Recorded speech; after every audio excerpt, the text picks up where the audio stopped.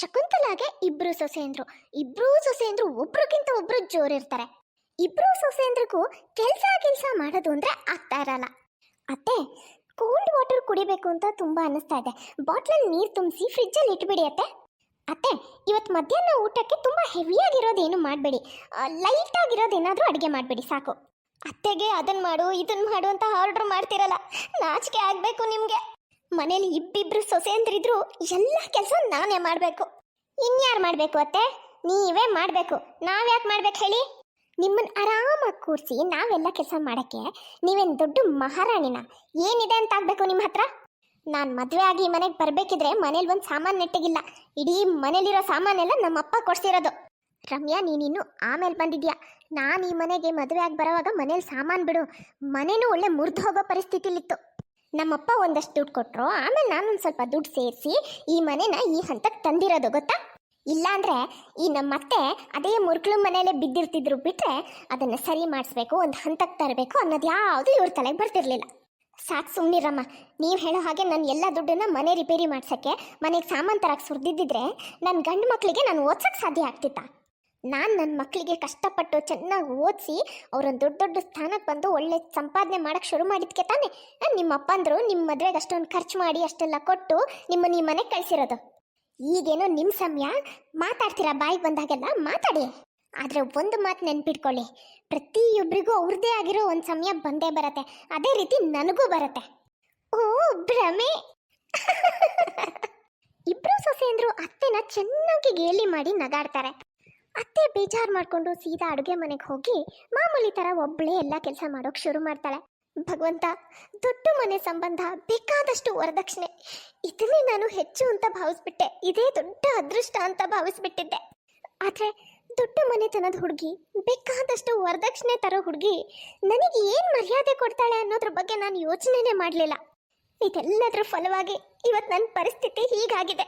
ಸೊಸೆಂದ್ರ ಹತ್ರ ಬಾಯಿ ಬಂದ ಹಾಗೆಲ್ಲ ಅನ್ನಿಸ್ಕೊಂಡು ಅವ್ರು ಹೇಳಿದ ಕೆಲಸ ಮಾಡ್ಕೊಂಡು ಬಿದ್ದಿರೋ ಹಾಗಾಗಿದೆ ನನ್ನ ಪರಿಸ್ಥಿತಿ. ಯಾವಾಗ ಇದೆಲ್ಲ ಸರಿ ಹೋಗುತ್ತೋ, ನಾನು ಆರಾಮಾಗಿರೋ ದಿನಗಳು ಯಾವಾಗ ಬರುತ್ತೋ ಗೊತ್ತಿಲ್ಲ. ಅಷ್ಟೊತ್ತಿಗಲ್ಲಿಗೆ ದೊಡ್ಡ ಮಗ ಬರ್ತಾನೆ. ಅಮ್ಮ, ನನಗೊಂದು ಕಪ್ ಟೀ ಮಾಡಿಕೊಡು. ಭಾಳ ತಲೆನೋವ್ತಾ ಇದೆಯಮ್ಮ, ಅದಕ್ಕೆ ಬೇಗ ಮಾಡಿಕೊಡು. ಚಿಕ್ಕ ಮಗ ಕೂಡ ಬರ್ತಾನೆ. ಅಮ್ಮ, ನನಗೆ ಭಾಳ ಸುಸ್ತಾಗ್ತಾ ಇದೆ. ಬಿಸಿಲಲ್ಲಿ ಬಂದು ತಲೆಯೆಲ್ಲ ಸುತ್ತದಾಗ್ತಿದೆ. ನನಗೊಂದು ಸ್ವಲ್ಪ ಲೆಮನ್ ಜ್ಯೂಸ್ ಮಾಡಿಕೊಡು. ಅತ್ತೆ, ಟೀ ಮತ್ತು ಲೆಮನ್ ಜ್ಯೂಸ್ ಸ್ವಲ್ಪ ಜಾಸ್ತಿನೇ ಮಾಡಿಡಿ. ನಾನು ಮೊದಲು ಒಂದು ಕಪ್ ಟೀ ಕುಡಿತೀನಿ, ಆಮೇಲೆ ಸ್ವಲ್ಪ ಹೊತ್ತು ಬಿಟ್ಟು ಲೆಮನ್ ಜ್ಯೂಸ್ ಕುಡಿತೀನಿ. ಅತ್ತೆ, ಹೇಗೂ ಎಲ್ರಿಗೂ ಮಾಡ್ತಾ ಇದ್ದೀರಾ, ಹಾಗಾಗಿ ನನಗೂ ಸೇರ್ಸೆ ಮಾಡಿಬಿಡಿ. ನಾನು ಮೊದಲು ಟೀ ಕುಡಿತೀನಿ, ಆಮೇಲೆ ಲೆಮನ್ ಜ್ಯೂಸ್ ಕುಡಿತೀನಿ. ಆಯ್ತಪ್ಪ, ಮಾಡ್ತೀನಿ. ಅತ್ತೆಗೆ ಸೊಸೆಂದ್ರ ಮೇಲೆ ಸಿಕ್ಕಾಪಟ್ಟೆ ಕೋಪ ಬರುತ್ತೆ. ಆದರೆ ಏನೂ ಮಾಡ್ಕೊಳಕ್ಕಾಗದೆ ಸುಮ್ಮನೆ ಆಗ್ತಾಳೆ. ಶಕುಂತಲಾ ಇಡೀ ದಿನ ಮನೆ ಕೆಲಸ ಮಾಡ್ತಿರ್ತಾಳೆ. ಕೆಲಸದ ನಡುವೆ ಸಮಯ ಸಿಕ್ಕಾಗ್ಲೆಲ್ಲ ದೇವಸ್ಥಾನಕ್ಕೆ ಹೋಗ್ತಾ ಇರ್ತಾಳೆ. ಒಂದಿನ ಶಕುಂತಲಾ ದೇವಸ್ಥಾನಕ್ಕೆ ಹೋದಾಗ ಅವಳಿಗೆ ಇದ್ದಕ್ಕಿದ್ದ ಹಾಗೆ ತಲೆ ಸುತ್ತ ಬಂದು ಕೆಳಗಡೆ ಬಿದ್ದು ಹೋಗ್ಬಿಡ್ತಾಳೆ. ಆ ಸಂದರ್ಭದಲ್ಲಿ ದೇವಸ್ಥಾನದಲ್ಲಿ ಯಾರೂ ಇರಲ್ಲ.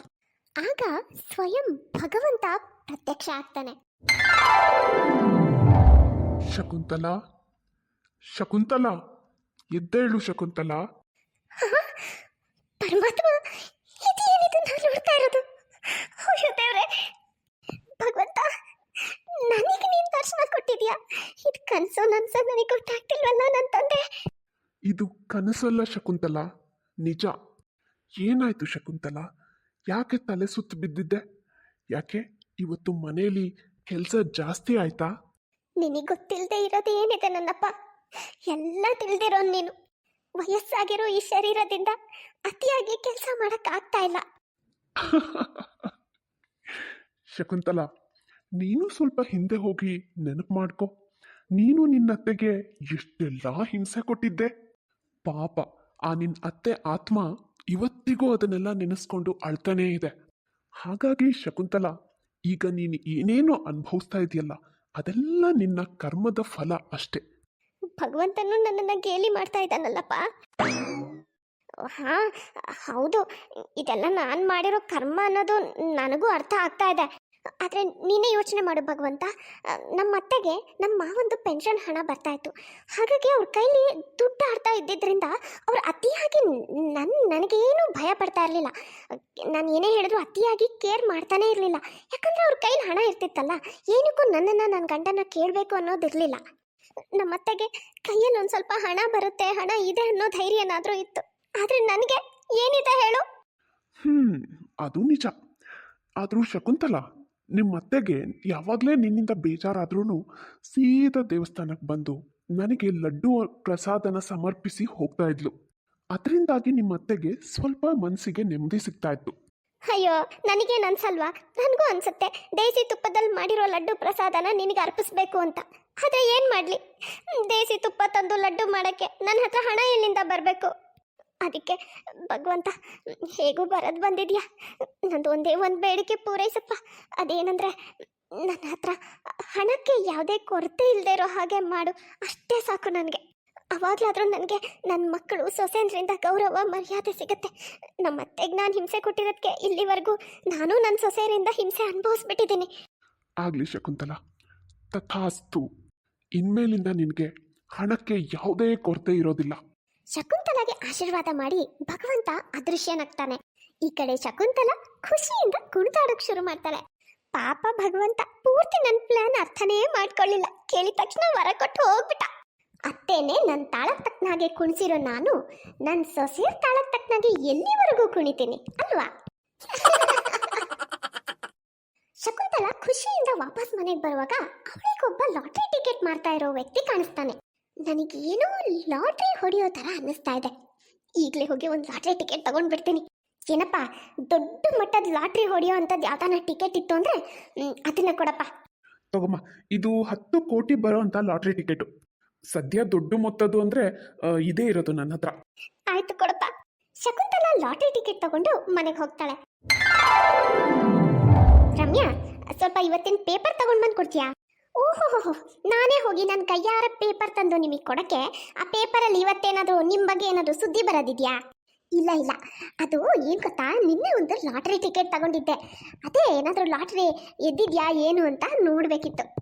ಇವತ್ತಿನ ಪೇಪರಲ್ಲೇ ಅದರದ್ದು ರಿಸಲ್ಟ್ ಬರುತ್ತೆ ಅಂತ ಅವನು ಮಾರೋನು ಹೇಳಿದ್ದ. ನನಗೂ ಈ ಮನೆ ಕೆಲಸದವಳ ಥರ ಜೀವನ ಮಾಡಿ ಸಾಕಾಗಿ ಹೋಗಿದೆ. ಅದಕ್ಕೆ ಒಂದು ಅದೃಷ್ಟ ಪರೀಕ್ಷೆ ಮಾಡೇ ಬಿಡೋಣ ಅಂತ ನಿನ್ನೆ ಒಂದು ಲಾಟ್ರಿ ಟಿಕೆಟ್ ತಂದಿದ್ದೆ. ಅಮ್ಮ, ಏನು ಮಾತಾಡ್ತಾ ಇದೀಯಾ? ಲಾಟ್ರಿಲಿ ಹಣ ಸಿಗಬೇಕು ಅಂದರೆ ಭಾಳ ಅದೃಷ್ಟವಂತರಾಗಿರಬೇಕು. ಲಕ್ಷಕ್ಕೊಬ್ಬರು ಅಲ್ಲ, ಕೋಟಿಗೊಬ್ರಿಗೆ ಸಿಗ್ಬಹುದೇನೋ. ನಾನು ಎಷ್ಟೋ ಸಲ ಟ್ರೈ ಮಾಡಿದ್ದೀನಿ, ಆದರೆ ಒಂದು ಸಲನೂ ಏನೂ ಸಿಕ್ಕಿಲ್ಲ. ಅಂಥದ್ರಲ್ಲಿ ನೀನು ಒಂದು ಟಿಕೆಟ್ ತಂದ್ಕೊಂಡು ಈಗಲೇ ದುಡ್ಡು ಬಂದ್ಬಿಡುತ್ತೆ ಅನ್ನಂಗೆ ಆಡ್ತಿದ್ಯಲ್ಲ. ಅದಾಗಿರಲಿ ಅಮ್ಮ, ಮನೆ ಕೆಲಸದವಳ ಥರ ಜೀವನ ಮಾಡಿ ಸಾಕಾಗಿದೆ ಅಂತೆಲ್ಲ ನಿನ್ನ ಮಕ್ಕಳು ಸೊಸೆಂದ್ರಿಗೆ ಅಡುಗೆ ಮಾಡಿಕೊಡೋದು ನಿನಗೆ ಅಷ್ಟೊಂದು ಬೇಜಾರಾ? ನೋಡ್ರಪ್ಪ, ನಿಮ್ಮ ಪುರಾಣ ಕೇಳೋ ಅಷ್ಟು ತಾಳ್ಮೆ ಖಂಡಿತ ನನ್ನ ಹತ್ರ ಇಲ್ಲ. ದಯವಿಟ್ಟು ಬೇಗ ನನಗೆ ಪೇಪರ್ ತಂದು ಕೊಡಿ. ಅಪ್ಪ ಮುದುಕಿ ದಿಮಾಕ್ ನೋಡಿದ್ರಾ? ಇನ್ನೂ ಲಾಟ್ರಿ ಹೊಡೆದೇ ಇಲ್ಲ, ಆಗಲೇ ಇಷ್ಟೊಂದು. ಇನ್ನೇನಾದರೂ ಲಾಟ್ರಿಲಿ ಇವ್ರು ತಗೊಂಡಿರೋದು ಸೆಲೆಕ್ಟ್ ಆಗಿ ಹಣ ಬಂದ್ಬಿಟ್ರೆ ಇನ್ನೂ ಎಷ್ಟು ದಿಮಾಕು ನೋಡೆ. ಜಾಸ್ತಿ ಮಾತಾಡಕ್ಕೆ ಬರಬೇಡ. ಏನಂದೆ ನೀನು? ಮುದುಕಿ ಅಂತಾನ? ನನಗೇನೆ ಹೇಳೋದು ನೀನು ಮುದುಕಿ ಅಂತ? ನಿನ್ನ ನೋಡ್ಕೊ, 2-3 ಮಕ್ಕಳ ತಾಯಿ ಥರ ಇದೆಯಾ? ಎಲ್ಲರೂ ಶಕುಂತಲ ವಾಯ್ಸ್ ರೈಸ್ ಮಾಡಿ ಮಾತಾಡ್ತಾ ಇರೋದನ್ನ ನೋಡಿ ಶಾಕ್ ಆಗ್ಬಿಡ್ತಾರೆ. ಇಲ್ಲಿವರೆಗೂ ಏನೇ ಅಂದ್ರೂ ಒಂದು ಮಾತು ತಿರುಗಿ ಏನು ಹೇಳ್ದೆ ಇರೋಳು ಇವತ್ತೇನು ಇಷ್ಟು ಜೋರಾಗಿ ಮಾತಾಡ್ತಾ ಇದ್ದಾಳೆ ಅಂತ. ಎಲ್ಲ ಸ್ವಲ್ಪ ಸುಮ್ಮನೆ ಇರ್ರಿ. ಅಮ್ಮ ಇಷ್ಟು ಹೇಳ್ತಾ ಇದ್ದಾಳೆ ಅಂದರೆ ಒಂದ್ಸಲ ಪೇಪರ್ ತಂದು ಚೆಕ್ ಮಾಡೇ ಬಿಡೋಣ. ಲಾಟ್ರಿ ಎದ್ದಿದ್ಯಾ ಅಂತ ಹೇಳಿ ಒಂದೊಂದೇ ನಂಬರ್ನ ಜೋಡಿಸಿ ಚೆಕ್ ಮಾಡೋದು ಥರ ಮಜಾ ಕೊಡುತ್ತೆ. ಎಲ್ಲರೂ ಸೇರ್ಕೊಂಡು ನ್ಯೂಸ್ ಪೇಪರ್ ತಂದು ಎದುರುಗಡೆ ಲಾಟ್ರಿ ಟಿಕೆಟ್ನು ಹಿಡ್ಕೊಂಡು ಕೂತ್ಕೊಳ್ತಾರೆ. ಅಣ್ಣ, ನ್ಯೂಸ್ ಪೇಪರ್ನ ನನ್ನ ಕೈಲಿ ಕೊಡು. ನೀನು ಅಮ್ಮನ ಹತ್ರ ಇರೋ ಲಾಟ್ರಿ ಟಿಕೆಟ್ ಇಟ್ಕೊಂಡು ನಂಬರ್ನ ಹೇಳು, ನಾನು ಚೆಕ್ ಮಾಡ್ತೀನಿ. ಬೇಕಾಗಿಲ್ಲ, ನಾನಿಲ್ಲಿ ಯಾರನ್ನು ನಂಬೋದಿಲ್ಲ. ಯಾವ ಮಕ್ಕಳು ಹೆಂಡತಿರ ಜೊತೆ ಸೇರ್ಕೊಂಡು ಅಮ್ಮನ ಜೊತೆ ಕೆಡ್ದಾಗ ನಡ್ಕೋತಾರೋ ಅಂಥವ್ರು ಲಾಟ್ರಿ ಟಿಕೆಟ್ನ ಎತ್ಕೊಂಡು ಓಡು ಹೋಗಲ್ಲ ಅಂತ ಏನು ಗ್ಯಾರಂಟಿ? ನಾನು ನಂಬರ್ ಹೇಳ್ತೀನಿ, ನೀನೆಲ್ಲ ನನ್ನ ಪಕ್ಕನೇ ನ್ಯೂಸ್ ಪೇಪರ್ ಇಟ್ಕೊಂಡು ಕೂತ್ಕೋಬಾ. ಸರಿ, ಆಯ್ತು ಬಿಡಮ್ಮ. 10 ನಂಬರ್ ಇದ್ದಾವೆ, ನಾನು ಹೇಳ್ತಾ ಹೋಗ್ತೀನಿ, ನೀನು ಪೇಪರಲ್ಲಿ ಚೆಕ್ ಮಾಡ್ತಾ ಹೋಗು. ಆಯ್ತು, ಹೇಳಮ್ಮ ನಂಬರು. ಮೊದಲು 8. ಹಾಂ, 8. ಎರಡನೇದು 3. ಹಾಂ, 3. ಹೀಗೆ ಹೇಳ್ತಾ 9 ನಂಬರ್ ಮ್ಯಾಚ್ ಆಗ್ತವೆ. 10ನೇ ನಂಬರು 1. ಹೌದು, ಒಂದೇ ಅಂದ್ರೆ ಎಲ್ಲ ನಂಬರು ಮ್ಯಾಚ್ ಆಯ್ತು. ಅಮ್ಮ, ನಿನಗೆ ಲಾಟ್ರಿ ಹೊಡಿತು. ನನಗೆ ಗೊತ್ತಿತ್ತು, ನಾನು 10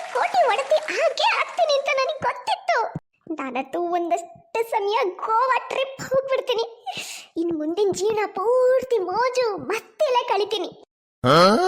ಅಮ್ಮ ಟ್ರಿಪ್ ಹೋಗೋದು ಹೋಗ್ತೀಯಾ? ನಿನಗೆ ಬರೋ 10 ಕೋಟಿಲಿ ಒಂದು ಸ್ವಲ್ಪ ಹಣನಾದರೂ ನಮಗೆ ಕೊಟ್ಬಿಟ್ಟು ಹೋಗಮ್ಮ. ಹೂನಪ್ಪ, ಕೊಡ್ತೀನಿ. ಯಾಕೆ ಕೊಡಲ್ಲ ಹೇಳು?